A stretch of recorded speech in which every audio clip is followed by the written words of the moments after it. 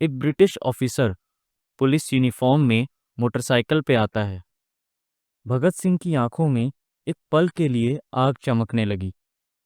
उन्होंने राजगुरु और आजाद को इशारा किया और फायरिंग शुरू हो गई। एक साथ 3 गोलियां चलीं।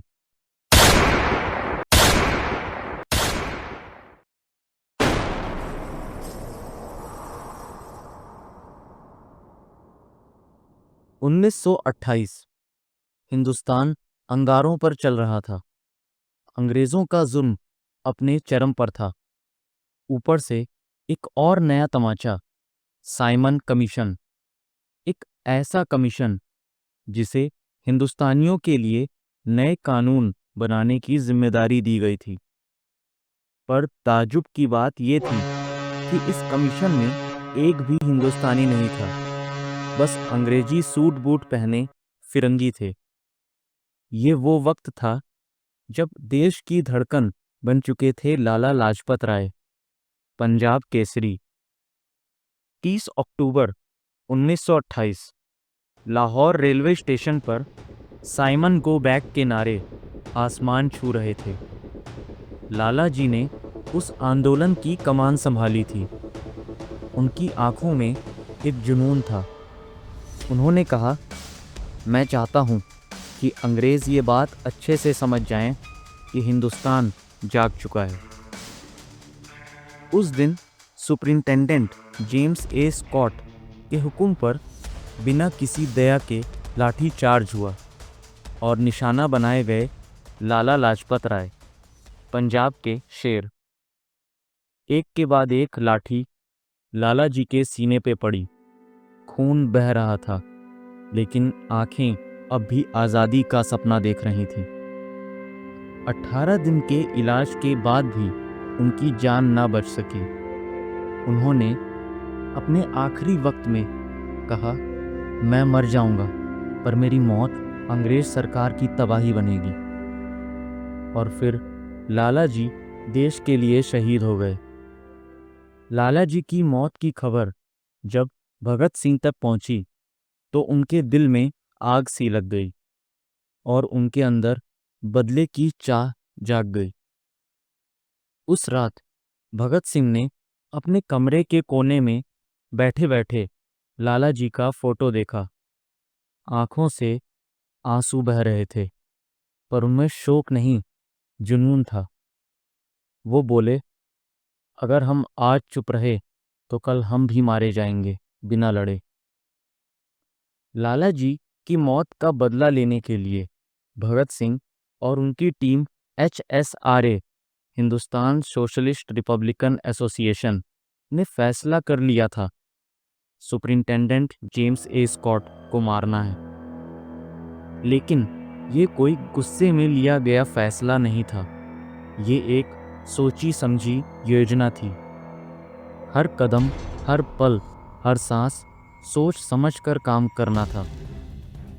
लाहौर के एक गुप्त स्थल पर बैठक हुई। मौजूद थे भगत सिंह, राजगुरु, सुखदेव और चंद्रशेखर आजाद। हर एक के चेहरे पर जज्बा था। आंखों में बिजलियां चमक रही थीं। भगत सिंह ने टेबल पर एक लाहौर का मैप रखा। स्कॉट के आने जाने वाले सभी स्पॉट्स को मार्क किया। राजगुरु टीम के सबसे बेहतरीन शूटर थे। वो बोले, एक गोली और सीधा दिल के पार।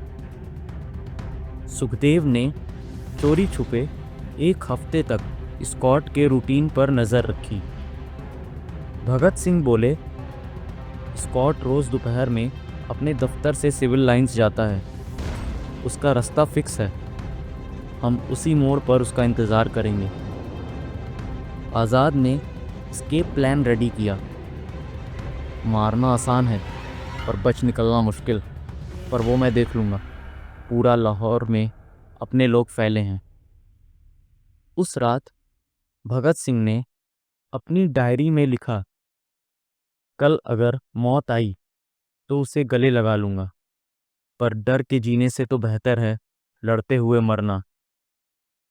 वो चार सिर्फ स्कॉट को मारने नहीं जा रहे थे, वो पूरे ब्रिटिश साम्राज्य के घमंड को तोड़ने जा रहे थे, जो सोचते थे कि हिंदुस्तानी सिर्फ हुक्म मानने के लिए पैदा हुए हैं। 17 दिसंबर 1928, लाहौर की एक आम सी दोपहर। ये था वो दिन जब लाला जी की मौत का बदला लेना था और अंग्रेज़ों तक इनकलाब का संदेश पहुंचाना था। प्लान के मुताबिक राजगुरु भगत सिंह और आज़ाद ने अपनी अपनी पोजीशन ले ली थी और अब इंतज़ार था फिरंगी दरोगा के आने का। और तभी एक ब्रिटिश ऑफिसर पुलिस यूनिफॉर्म में मोटरसाइकिल पे आता है। भगत सिंह की आंखों में एक पल के लिए आग चमकने लगी। उन्होंने राजगुरु और आज़ाद को इशारा किया और फायरिंग शुरू हो गई। एक साथ 3 गोलियां चलीं।